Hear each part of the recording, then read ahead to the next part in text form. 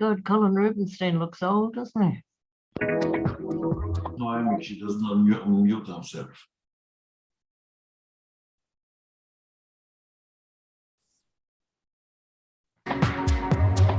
I've left us out, but okay, you don't want to. No, I don't want names. I don't want names. Good evening, ladies and gentlemen. Welcome to another edition of AIJAC Live Online. My name is Joel Burney, and it is fantastic to have you with us again tonight. A shout out to our international audience who has been able to join us this evening. Also to our YouTube streaming audience and our Facebook streaming audience. Thank you all for joining us. Now, it's a very timely webinar. We're happy to stream to your households this evening. As you know, we've taken a bit of a break from webinars, but we do intend into the new year to keep our AIJAC Live online program going. So keep a lookout in your inboxes for advertisements for future events, and we look forward to touching base with everyone in the new year. Now to the webinar at hand, it's my delight to welcome back again into Australia, Ehud Ya'ari, who's a great friend of AIJAC and doesn't really need an introduction, but I'll give one anyway, a very brief bio. Ehud Ya'ari is Israel-based Lafer International Fellow at the Washington Institute, a Middle East commentator for Israel's Channel 12 television and former associate editor of the Jerusalem Report. Ehud has been a Middle East commentator for Israeli television since 1975. And among his numerous awards for journalism are the Israeli Press Editors-in-Chief Prize for coverage of the peace process with Egypt, the Sokolov Prize for coverage of the Lebanon War, and the Israeli Broadcasting Award for coverage of the Gulf War. Ehud's articles have appeared in respected newspapers and journals such as the New York Times, the Wall Street Journal, Washington Post, Foreign Affairs, and Atlantic Monthly. He's also an author of 8 books on the Arab-Israeli conflict. Ladies and gentlemen, we're in for a treat tonight. The topic this evening is Bibi's back, Israel's election and the new Netanyahu government. It is now my pleasure to hand over to AIJAC's Executive Director, Dr. Colin Rubenstein, to say a few words. Thanks very much, Joel, and welcome everybody to this very timely and important webinar. And who better to guide us through the complexities of the Israeli election, what happened and why, and what the likely results might be than our esteemed guest this evening, Ehud Ya'ari. He's got a lot of attributes to his record. Most importantly, of course, is that, again, he's a visiting fellow at AIJAC, and we're delighted to be hosting him. So many questions are going to be raised tonight. How did the political master actually do it? What sort of coalition government can Netanyahu form? What sort of government would he like to form if he could? What changes in policy are likely, domestically, regionally, internationally? And indeed, what have been and what are likely to be the impact of a whole range of important regional and global developments in Ukraine, vis-a-vis Russia, of course, Iran and its proxies, the protest movement in Iran, where is that going? Resurgent Palestinian terrorism we've seen in the last year, in recent months, and indeed in recent weeks and days. At the same time, the viability and potential growth of the Abraham Accords. What about the US and the impact of the midterms? Where's that going? Bibi and Biden. Ties with Asia, and particularly important for us in Australia, with countries like Indonesia playing an increasingly important role on the global scene. And ties with Australia. Our government says that we're still very friendly with Israel, but of course, a lot of us are very concerned the Australian government is not really acting in such a friendly manner. So a whole lot of questions there. And potentially as a political scientist, I ask, maybe it's time to review electoral reform in Israel as well. So lots of questions, Ehud. So it's over to you to provide us with a few answers. Thank you, Colin. Thank you, Joel. Hi, and good evening to all. As usual, I'll try to be both brief and blunt. The first point is, I don't think we are at a turning point in the history of Israel with these elections, but we are definitely approaching a dangerous curve along the road.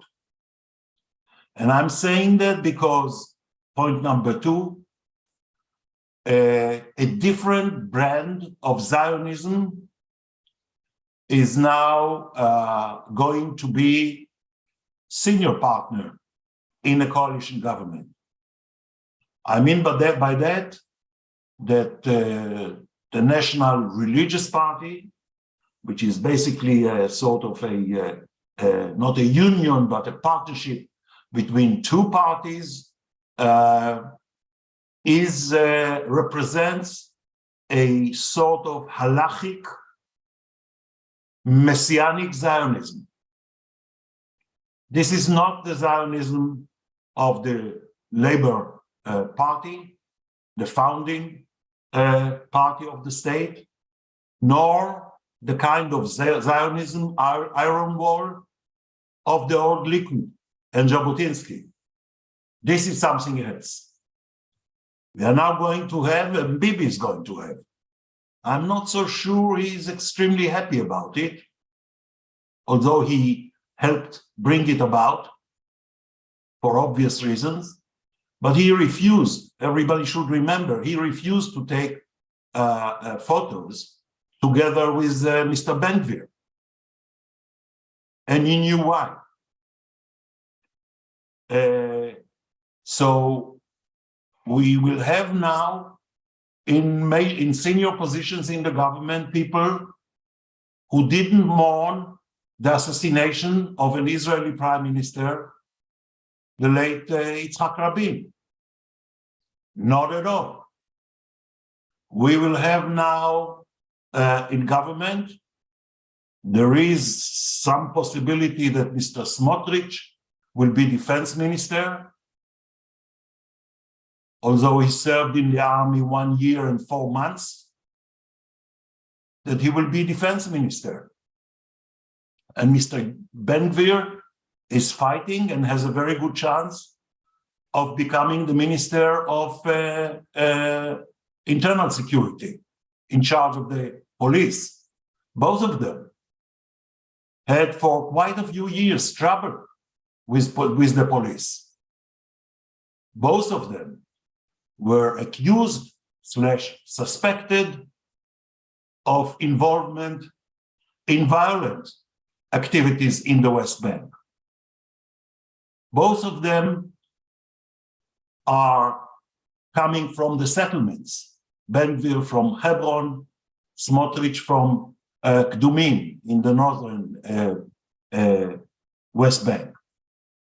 They were part of what is known in Israel as the Beast Parade, a funeral of mules and donkeys in protest against the gay parade held every year in Jerusalem and of course Tel Aviv, etc. We have now different kind of people as Mr. Netanyahu's allies, and his own instinct traditionally was always to look for allies on his left, center left. Whenever he could, he preferred to go there rather than having the coalition the extreme right. This time he had no choice, and he and we are all going to face the consequences. We don't have to, of course, to go in detail about that, but all members of Knesset, members of parliament for this national religious list, we're all against the Oslo Accords. We're all against the disengagement in 2005 in Gaza, involved in protests, including blocking roads, etc., trying to prevent it. So this is a different brand of Zionism, of people who listen to their rabbis. And they are choosing which rabbis to listen to. And the rabbis they are both listening to are from the extreme end of the spectrum of the Israeli religious establishment.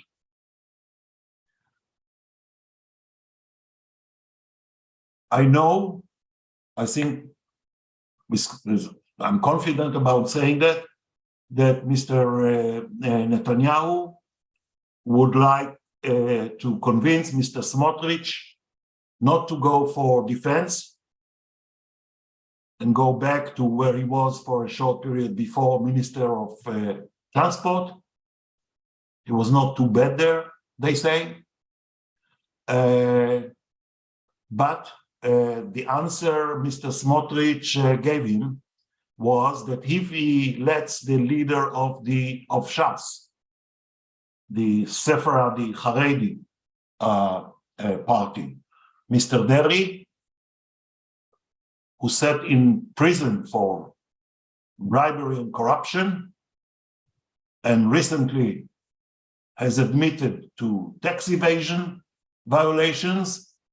So Smotrich is saying, if you let Mr. Deri become the next finance minister of Israel, or as you call it here, treasurer, then I'm definitely demanding to go to defense. The second point I think I should make is about how it happened. The Bibi bloc, as it's called, did not really win, although they got few more votes than their opponents combined. But the reason they have obtained a majority of 64 is because the center-left has managed to waste 400,000 votes, almost or above 8% of the total votes cast. One Arab party, which was expected, didn't make the bar of 3.25% in order to enter parliament. Meretz, the left-wing party, didn't make it. Labor barely got the minimum required, which is 4 seats in the Knesset. The Israeli left was wiped out. And I don't think it will recover unless it takes a different form, a different leadership, and take a good look at their agenda. The other thing is that the anti-Bibi camp was so split so that now, today, yesterday, in the consultations at the President Herzog's office, both Mr. Gantz leading his party and Mr. Lieberman leading his party, partners in the previous anti-Bibi government, refused to recommend, even although it would be only symbolic, to recommend Mr. Yair Lapid as prime minister. Bibi's intention, I'm not sure we'll be able to do it, is to form a government of 30 ministers, but he would like to try and keep some portfolios open in case he finds along the way people from the anti-Bibi camp willing to join. There are 3 candidates, but not tomorrow. One is the Islamic movement, the Israeli mild version of the Muslim Brotherhood, whose leader, Mr. Mansour Abbas, my friend, says, I care about the Palestinian issue, etc., etc. But the job that I am undertaking is to look after the interests of the Israeli Arabs. And in order to do that, I need to be part of a government. Bibi would like that, but are Mr. Smotrich and Mr. Ben-Gvir willing to sit in the same government or in the same coalition with Mansour Abbas? The second candidate is Mr. Lieberman. I think Mr. Lieberman, who has his own party, Israel, Our Home, Israel Beitenu, I think he has belatedly come to the conclusion that he has lost his base, traditional base, which was the Israelis who come from the former Soviet Union. He failed to invent a new base, and he knows his future is only on the right with the Likud. Knowing that the morning after Bibi, the Likud will not remain a unified party, but may split 2, 3, maybe 4 ways. I don't think there is a question about that.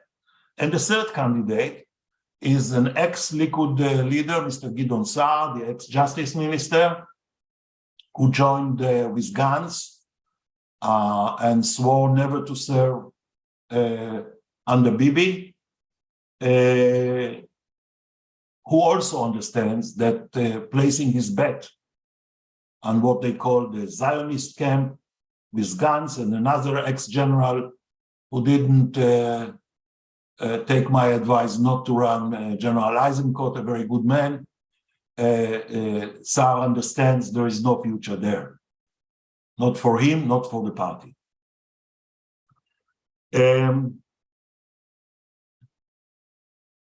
Another point I think I should make has to do with the judicial reform.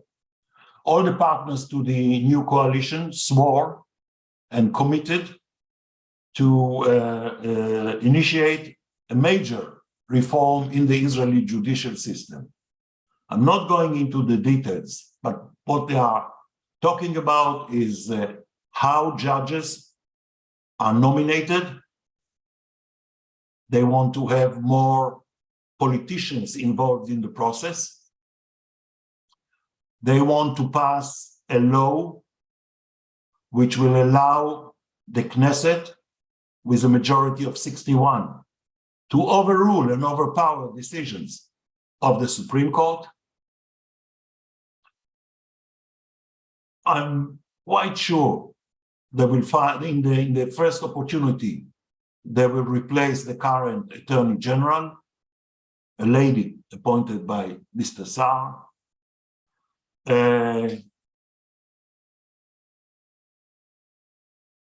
They have lots of plans. I don't think, contrary to the common view, I don't think Bibi's trial itself is an objective for him now.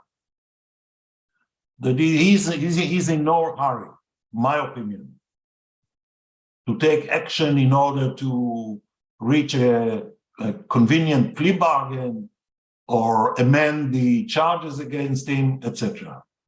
For 2 reasons. One, the trial is going to last 2, 3 years more, maybe longer. I think there are still 70 or 90 witnesses waiting.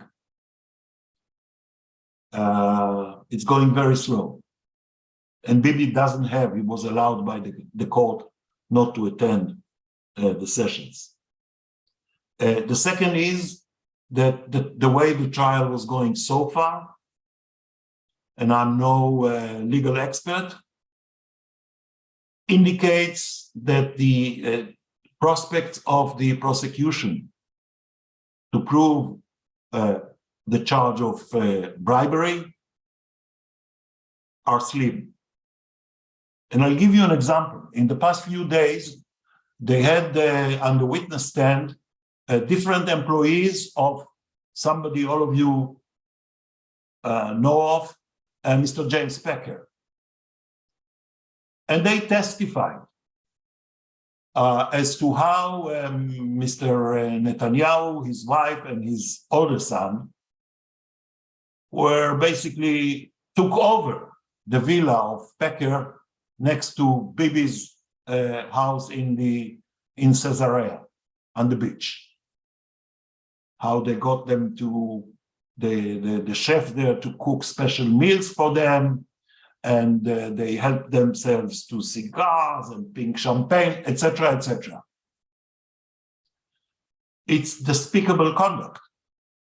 I will be the first to say that. But it's not bribery. What was it that Bibi gave Pecker?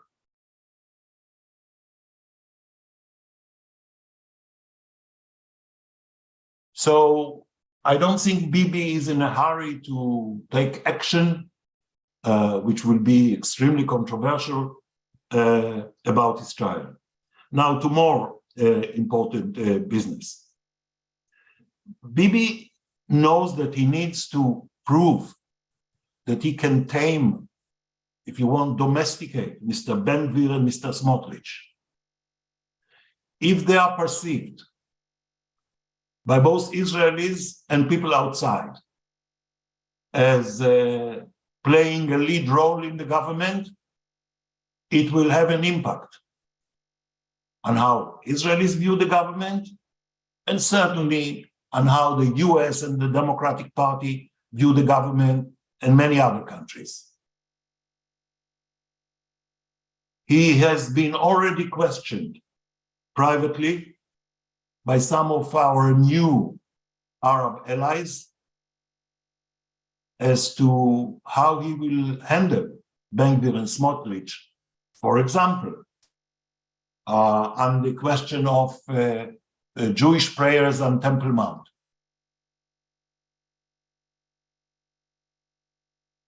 And the questions do not come only from the King of Jordan, King Abdullah, who is very worried about this government. I'm coming to it in a second, but also by our good friends in the UAE and Bahrain. And the Moroccans won't be far behind. And it brings me to the Palestinian issue, which was not in the limelight, but Mr. Smotrich and Mr. Ben-Gvir are not willing to let Bibi say the words two-state solution.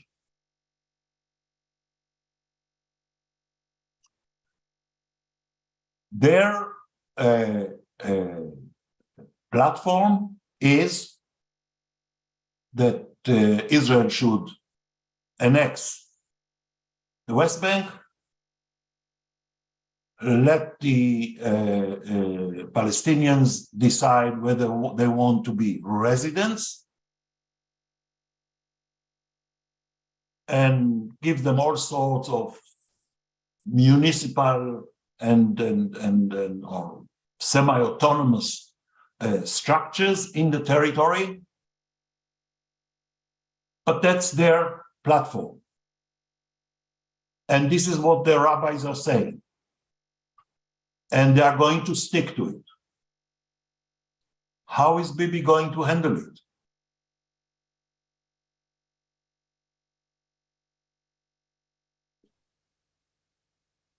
I think it's a major challenge for him. He was fighting single-handedly to win these elections. He did much better than he expected. But now he has a major battle within the government, within the coalition, with his own allies, whom he helped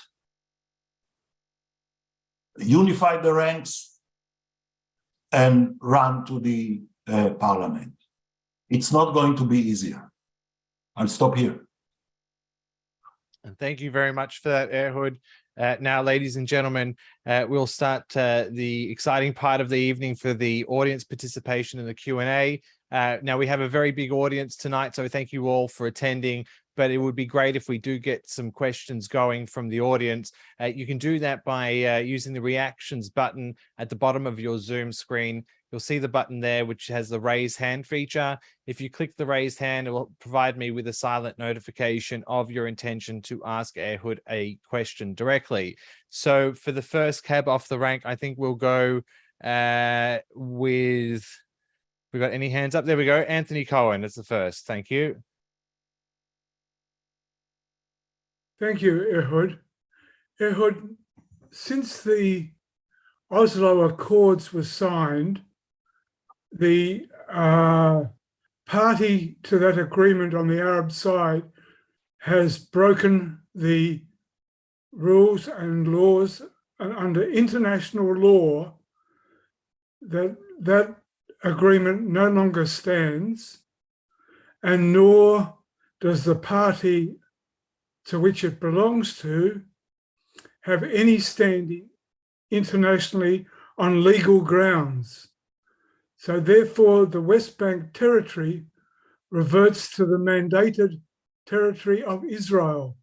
So why shouldn't Israel allow its people to go and live in the West Bank? Legally, it is their land, and they should be able to administrate it. Well, if I may, I'm asking to be excused. I'm of a different opinion. I was vehemently against the Oslo Accord, although I was close to Rabin. It didn't work, which was, to me, as somebody who spent his life on Arafat, was obvious. But we do not want, whatever the legal arguments are, we do not want to slide into a one-state situation. We do not want a state in which the Arabs are a minority of 45% or 40% or even 35%. It's unacceptable. And therefore, although we have no partner now, and there is no chance, I've said it many times on my visits to Australia, there is no chance of reaching an agreement with the current Palestinian leadership. We need to keep the slogan of the two-state solution up and high. And we need to do everything we can in order to change the lay of the land, the situation in the West Bank. We have already 400,000 plus Jews across the 67 line. If we have more people settling there, as Mr. Ben-Gvir and Smotrich would like, it will prevent any chance of having a Palestinian state with any contiguity, with any chances of survival. Even if we know that in the next decade or 2 or 3, we are not going to reach an agreement with the Palestinians, we have to keep it possible. We have to keep it possible. If we go in a different way, for example, just one, we will lose the Abraham Accords. The UAE doesn't care about the Palestinians much. They don't want even to meet with Mr. Abbas. They don't want to give money to the Palestinian Authority. But they want to be able to claim that by cultivating their relations with Israel, they will be eventually helping the emergence of a Palestinian state. Take it from them, you lose the normalization with them. Why should we do it? Thank you for that, Ehud. I'll now hand over to AIJAC's Dr. Zvi Fleischer. Thank you, Ehud, as usual. I want to ask about your friend, Mr. Mansour Abbas, and the situation of Israeli Arabs after this election. Mansour Abbas had a little bit of a boost this election compared to the last one, so his experiment of coming into the government seems to have worked a little bit for him, at least. Do you think, whatever the other problems of the last government, do you think there's been a transformation there, and can Bibi do anything to help that along, and will he? Or is Ben Gvir and Mr. Smotrich going to kill any hope that the Israeli Arab population will integrate into the politics more? Yes, that's the issue. I have no doubt, although I didn't speak to him about this since the elections, that Bibi would like Mr. Mansour Abbas and his the other 4 MKs, members of parliament of his list, to become at least part of the coalition, if not part of the government. It's politically and symbolically very important. It's the first time that we have a political party amongst the Israeli Arabs who is pushing to get integrated, to be part of the government, to be part of the discussions on the budget. And Mr. Abbas says, this is a Jewish state, I know it, I'm not going to change it. Rejecting him will drive many of his voters, especially the younger Arab generation, to seek remedy with parties like the one that didn't make the bar, Balad, with parties who are basically questioning the right of the state of Israel to exist.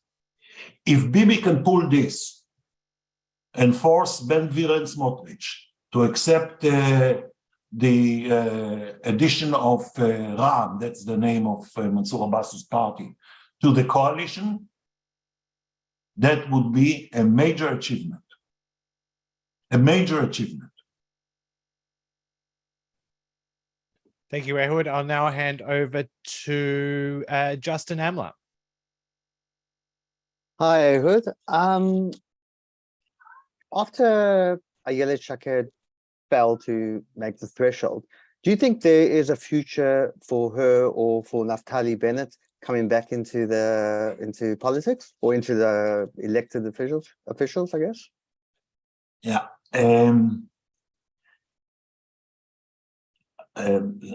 Honest disclosure, I like Ayelet a lot. I'm in constant contact with her. Like General Eisenkot, she did not take the advice of the old man not to run this time. I have pleaded with her on several occasions not to run, wait. She had the option of maintaining, believe me, of maintaining very high public profile without being in parliament. And she couldn't resist the temptation to run, although it was quite obvious that she is unable to make it. The partnership between her and Bennett is over.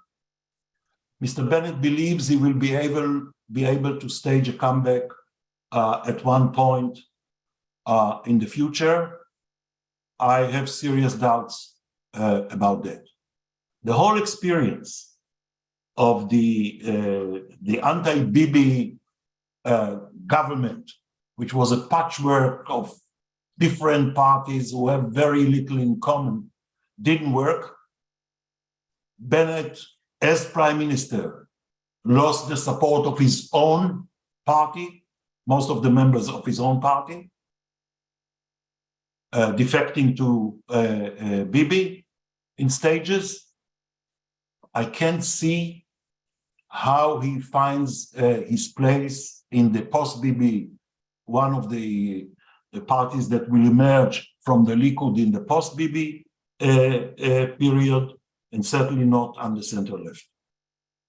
Ayelet, I think, has a chance of coming back. She needs to maintain a public profile. She will certainly have a future and a support base amongst the Likud voters. Maybe not as long as Bibi is prime minister, but the morning after, yes. Ayelet has qualities, that's my impression, of a potential future prime minister.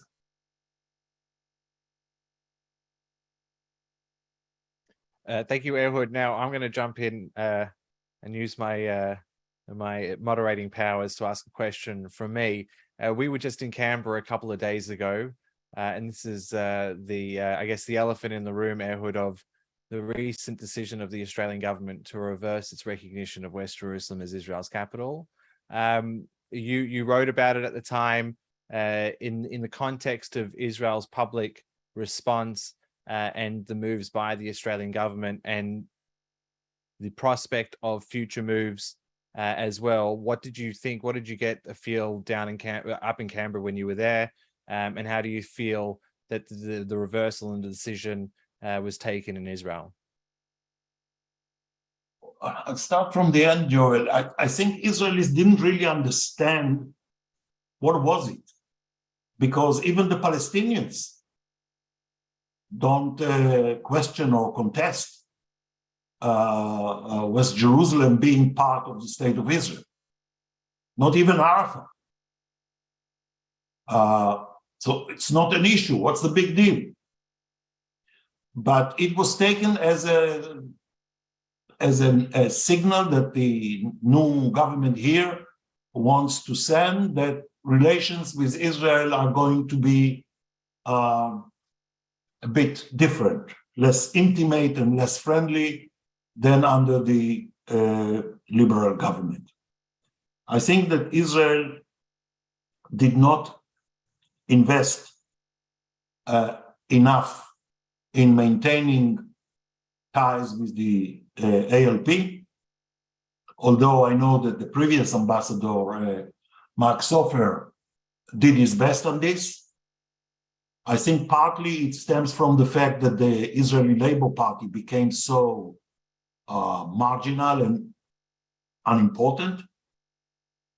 So there was no sister party to talk to. I still think that Bibi, it's no secret, I'm telling him. I was telling him this over the past 2 days, although he's otherwise preoccupied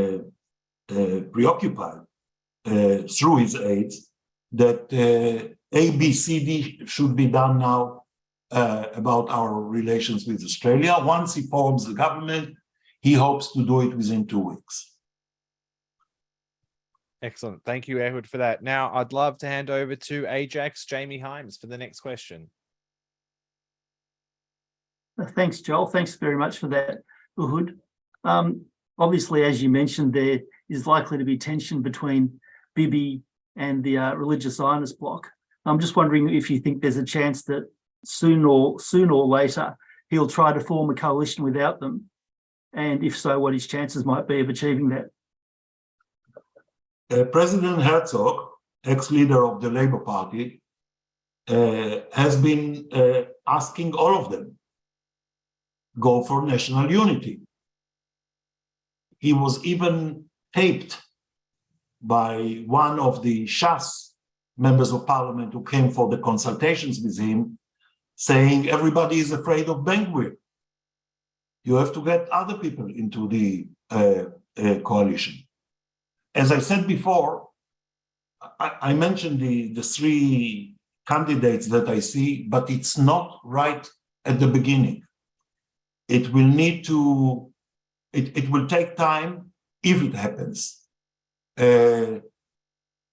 no doubt, if Mr. Netanyahu could have guns, Lieberman join him now, he would love it.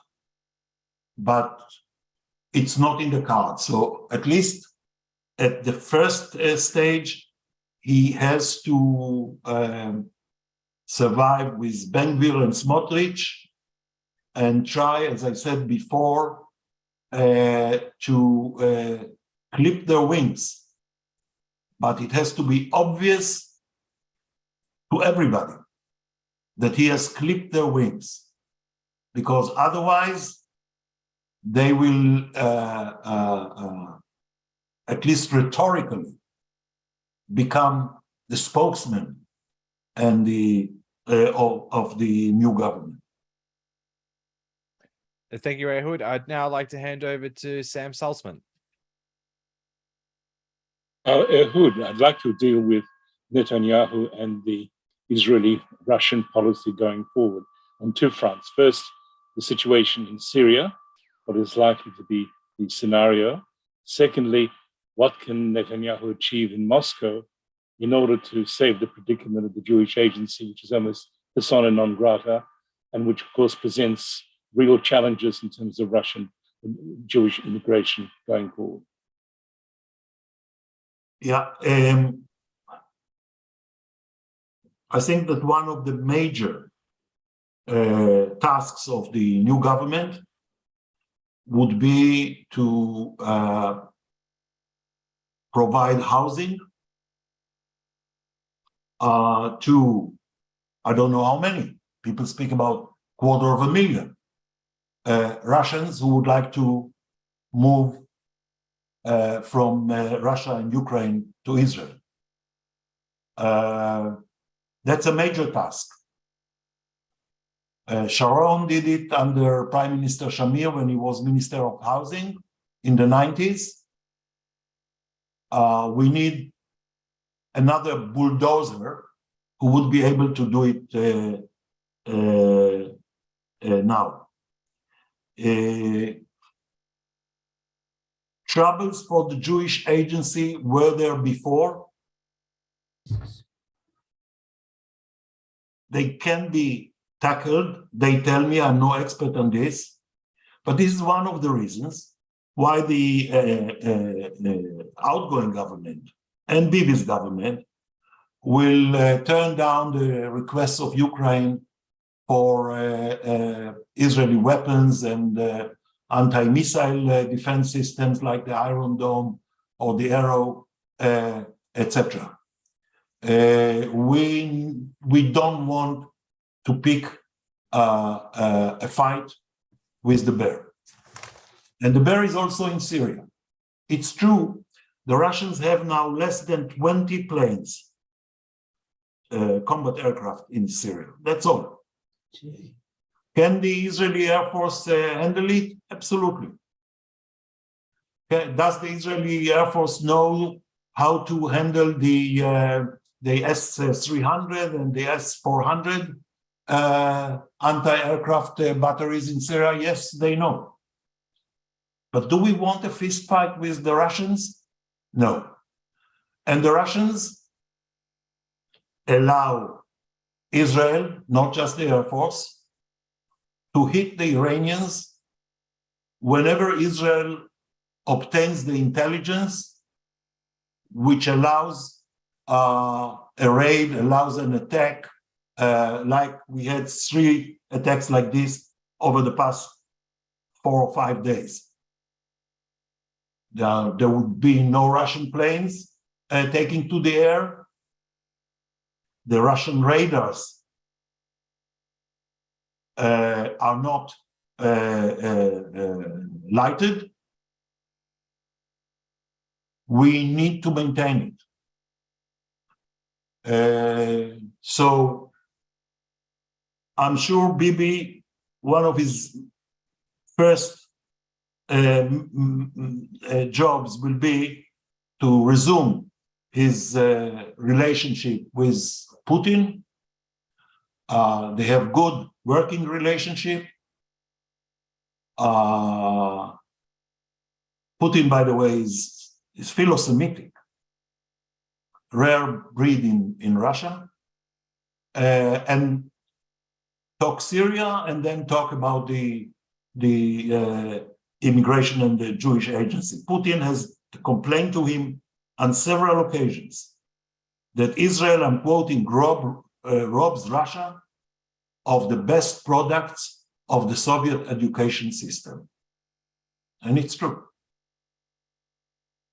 Thank you, Ehud. I'll now hand over to AIJAC's Alana Shetzer for the next question.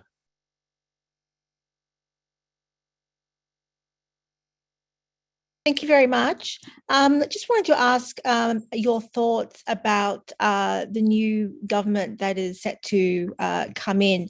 What are your thoughts about whether they might change or cancel the recently agreed to maritime agreement with Lebanon, which is something that Netanyahu has implied he might do? The long answer is no chance. The agreement with Lebanon is a good agreement. Negotiations over the general parameters of this deal have started already when Bibi was prime minister. The deal stays. The big question mark doesn't have to do with Israel, but what happens if, contrary to all expectations, the French and the Italians and the Qataris who are going to drill for the Lebanese in this kind of field, do not find retrievable quantities of gas. Then I think the Lebanese will say to themselves, what did we do? But the agreement stays. The demarcation will stay. Thank you, Ehud. Now like to move on to Dr. Ran Parat.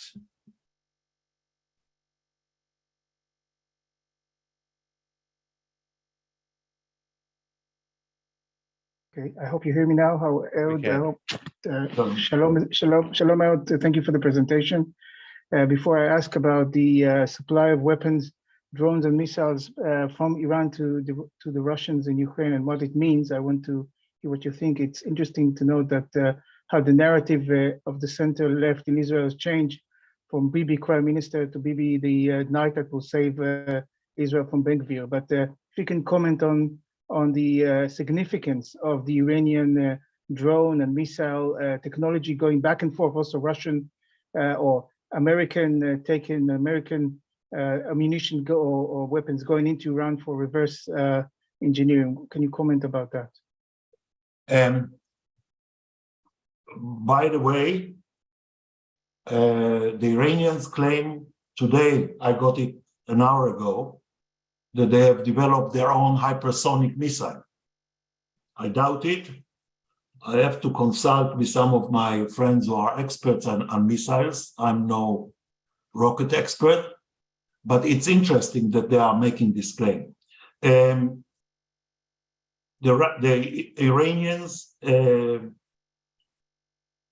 are apparently going to provide Russia with short, medium-range missiles like the Fateh 110, different Zilzals. It doesn't matter what the names are. There are many, and apart from the UAVs. And I think that the Russians also want some of their cruise missiles, not because they are better than the Russian equipment, but because the Russians are running out of some of the equipment. It tells everybody where the Iranians stand.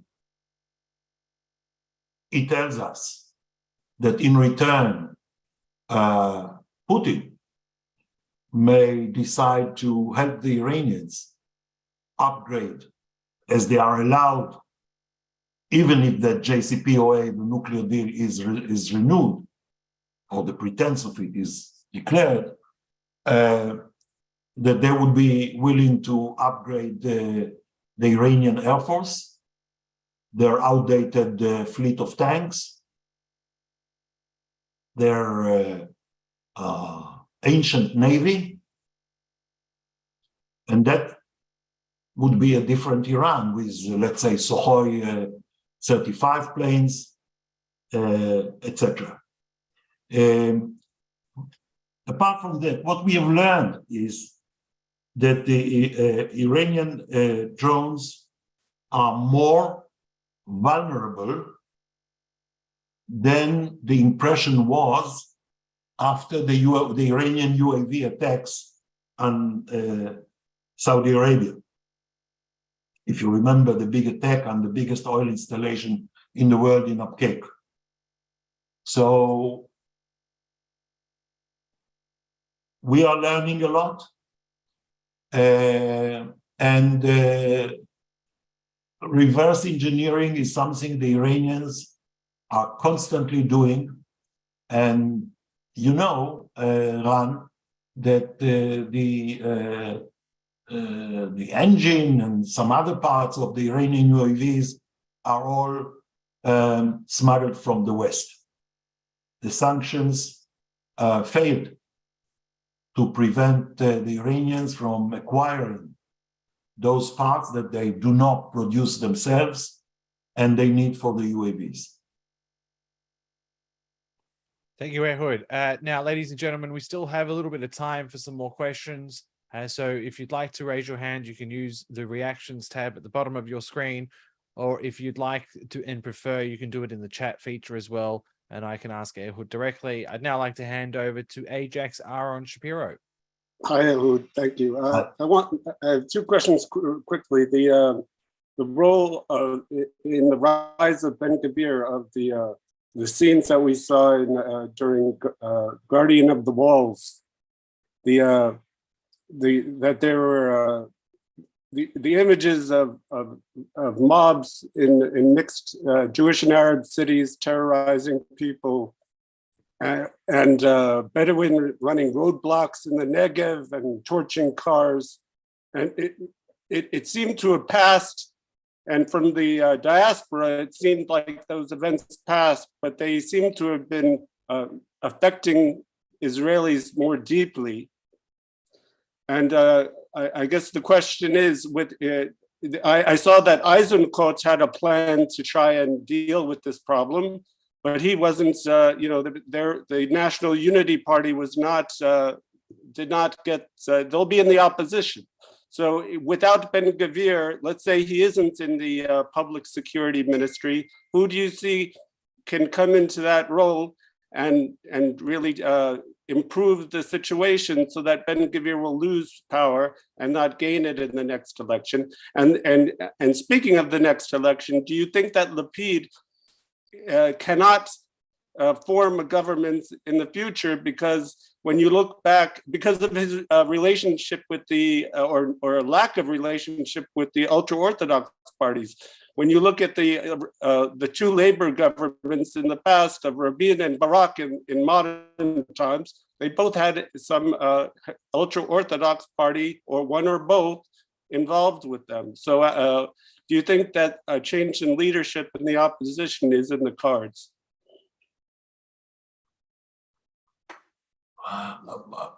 Aaron, I'll start with the last part of your question. I am not sure that Lapid would be the guy who will prove capable of forming some political configuration on the center left, which is which has a chance of winning an election. The Israeli public has moved since Oslo to the right,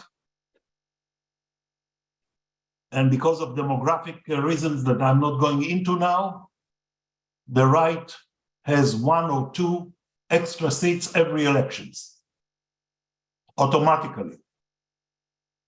Haredis, etc. I don't think that either Bennett or Lapid have impressed the Israeli public, that they are made of the that they has the spine of prime ministers.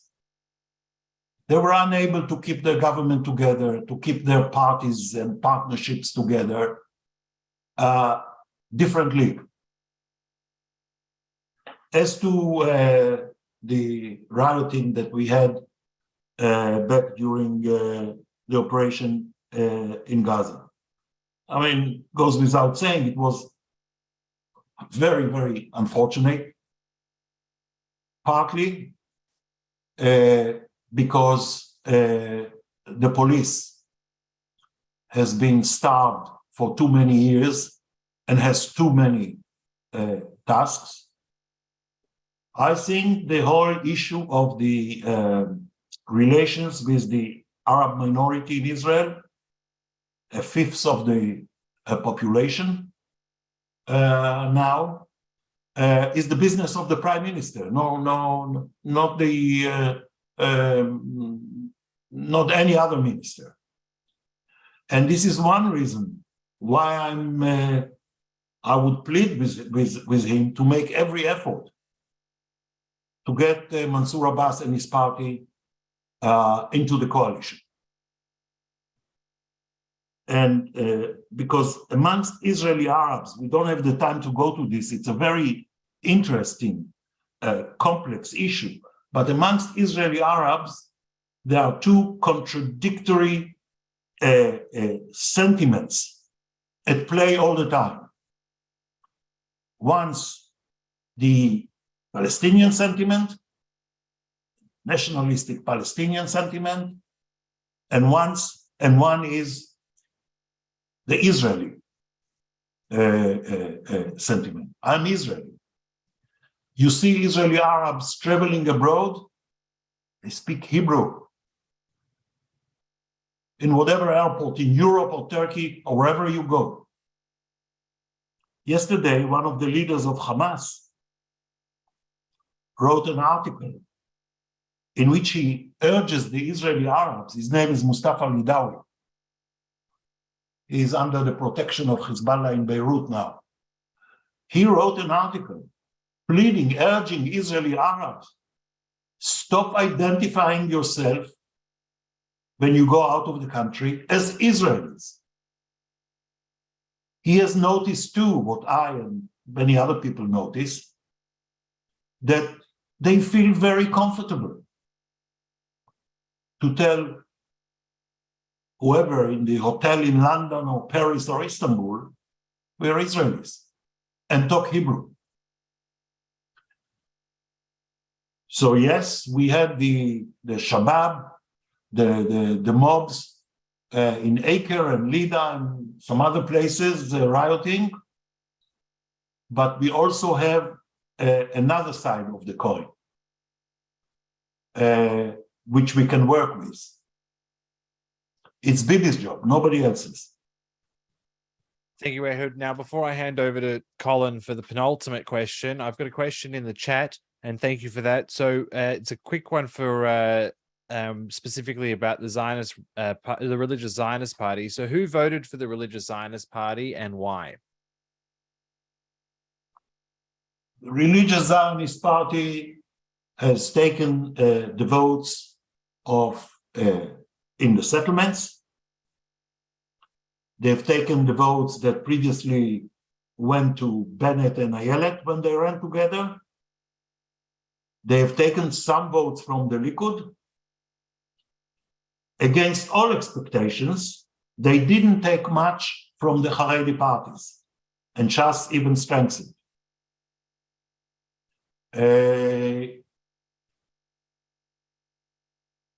Some of the pollsters will tell you that even people from the center, not the left, who felt that there was a deterioration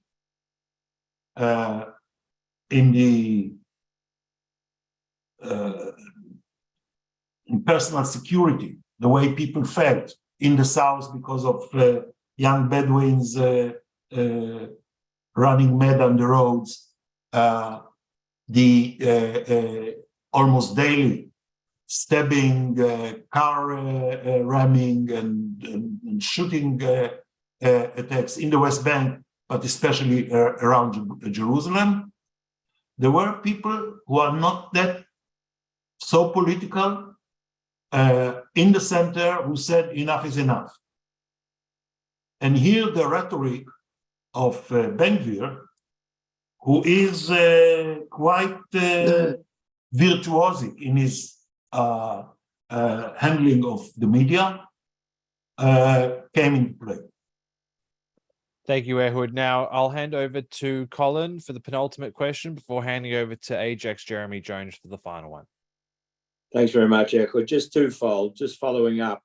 So Netanyahu was clearly elected to a large extent because at the end of the day, he was seen as a safer, more experienced pair of hands. Specifically, how will he change, if at all, the way Israel's tackling the real sort of terrorism that we've seen, the resurgence of terrorism? And secondly, yeah, they got the settler vote, but will policy on settlements change at all?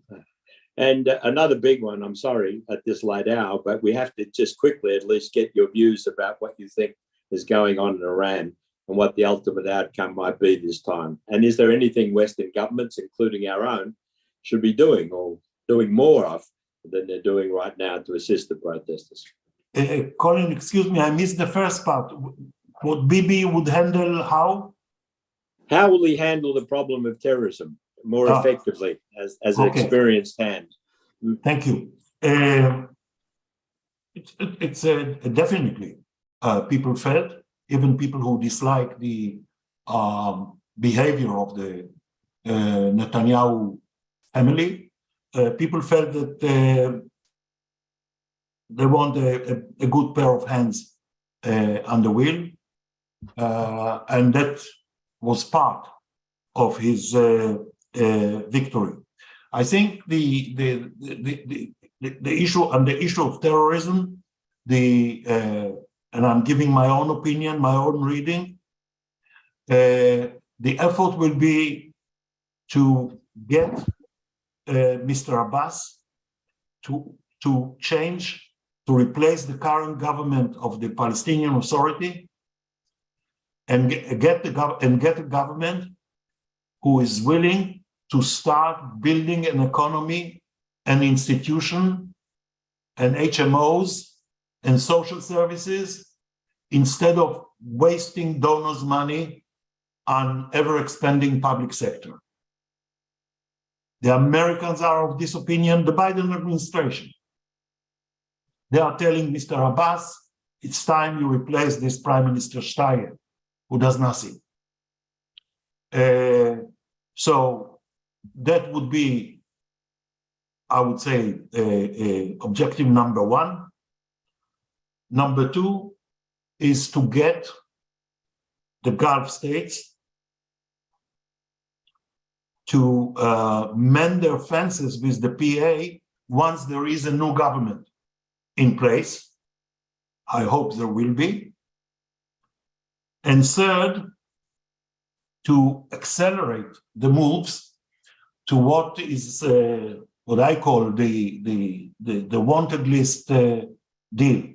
That is, today they just the army just brought from Jenin one terrorist who participated in a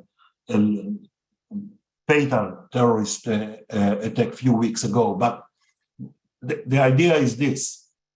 We have now roughly 100 Palestinians on the wanted list, involved in terrorist attacks or planning for terrorist attacks. The PA security services have already notified him, in agreement with Israel, that if they turn themselves in for protective custody, turn in their weapons, and spend some time in a camp in Jericho of the PA, Israel will be willing to take their names off the list. This kind of agreement worked in the past in 2006 and more so in 2009. Few of the those involved in the recent wave, the Lions Den group, as they call themselves, have already turned themselves in. It needs to be accelerated. Israel has to concentrate the effort with the PA, etc., in order to reduce the scope of incidents that we have. I believe it's possible. I believe it's possible. Settlement policy, I doubt that Bibi will change settlement policy in spite of the pressure that is going to be exercised by Ben Gvir, Smotrich, and company. Iran. I think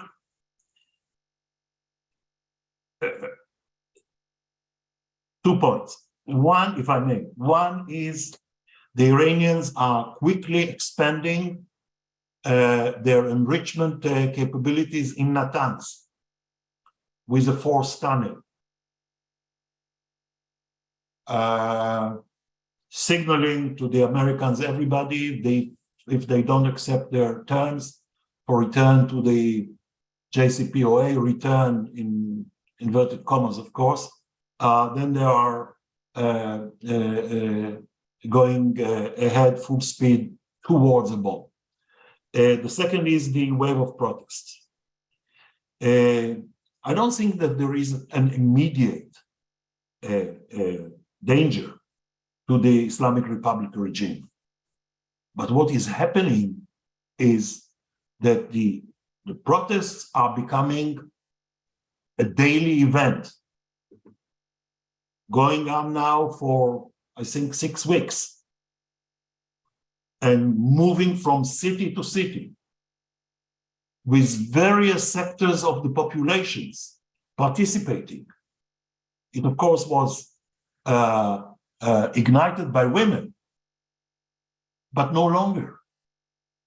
And what is important now is that if you remember that the Persians are only a small majority in Iran, and you see the minorities out in the streets and killing revolutionary guards, etc., in Baluchistan, in Kurdistan, in Khuzestan, Arabs, the Azeris in the north, the Bakhtiaris. I'm not going into all the details of the composition of the Iranian population. That's becoming serious. So finally, I will say something that, Colin, we were discussing privately. People miss, and I haven't seen a word on this in the Australian or American press. There is enormous tension these days between Iran and its neighbor to the north, Azerbaijan. Also a Shiite country, but secular. And in Iran, you have over 20 million Azeris. And the Iranians had military drills, huge, on the border with threatening, on the border with Azerbaijan. Azerbaijan, equipped with Israeli and Turkish weapons, had their own drills on the northern side of the Aras River, the border.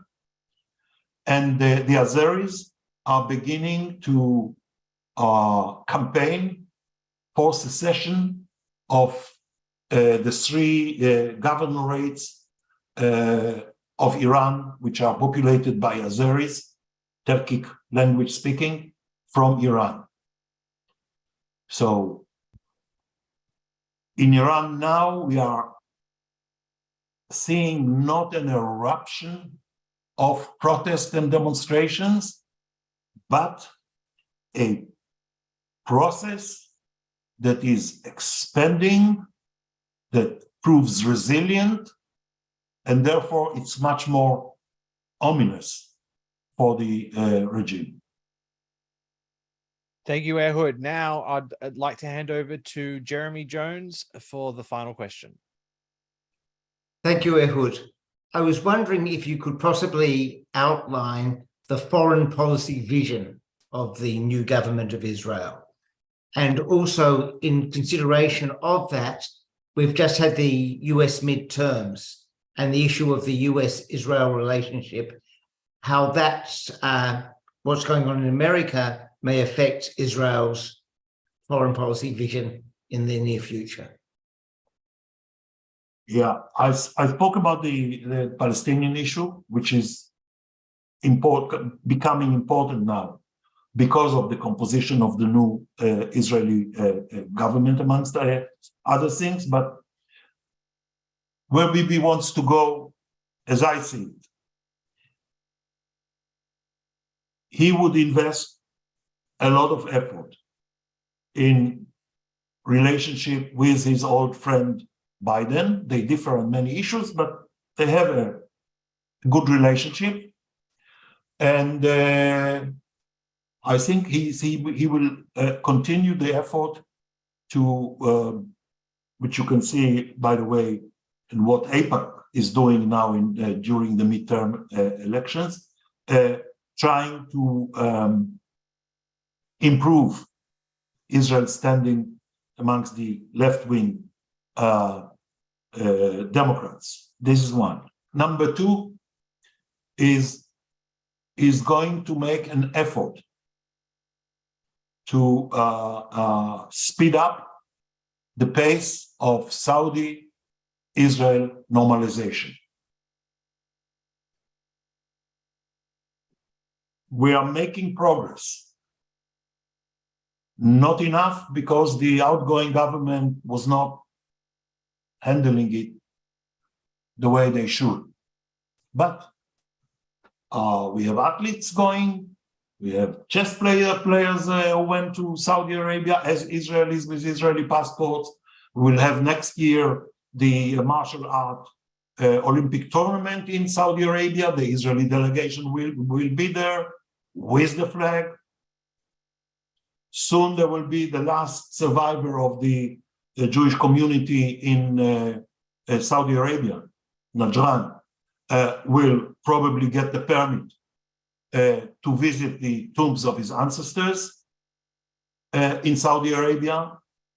They are in the pipeline, in the Saudi pipeline. There are lots of ideas what to do together apart from defense and intelligence. And I think because of the relationship between MBS, the Crown Prince, and Bibi, we will see more movement on that. The other sphere in which I think he will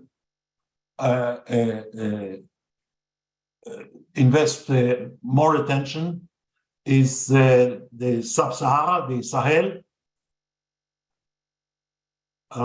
completing the normalization with the Muslim nations like Burkina Faso, Niger, Mali, etc. We started with Chad, we have Sudan, although with Sudan we still have to finalize the normalization agreement.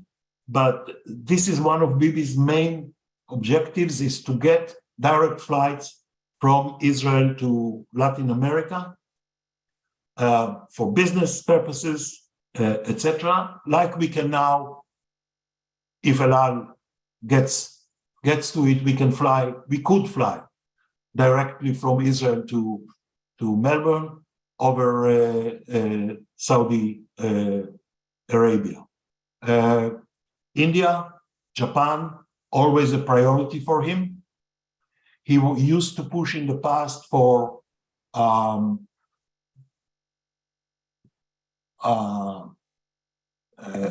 to expand relationship, trade, investments with China. I don't think he's there now.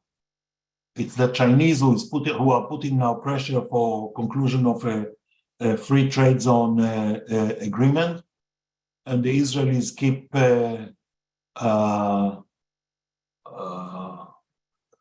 slowing it down and removing whole sectors from this prospective agreement. So this is where I think he will go. So he has a full basket, from Putin to Latin America to the new prime minister in Japan, Kishida, maintaining his good relationship with Modi, who, by the way, sent him congratulations on his victory in Hebrew. Full plate. Well, on that note, ladies and gentlemen, I'd like to send our thanks on behalf of everyone at AIJAC and the audience tonight. Thank you so much, Ehud, for your wisdom and your insights this evening. Even though we've certainly gone over time, but we were in for a treat, and we thank you so much, not only for what you've done for us tonight, but what you continue to do for AIJAC and for the whole Australian Jewish community. You've been such a close friend for such a long period of time. And we thank you for your wisdom tonight. Now, ladies and gentlemen, I do want to remind you that this video will be available in full on AIJAC's Facebook and YouTube page at the end of this webinar. So if you wanted to rewatch, or you came on late, or you wanted to send it to someone else, it will be available straight after this webinar. Until next time, please keep a lookout in your inboxes for the next webinar that we'll be hosting. But until then, we look forward to seeing you next time.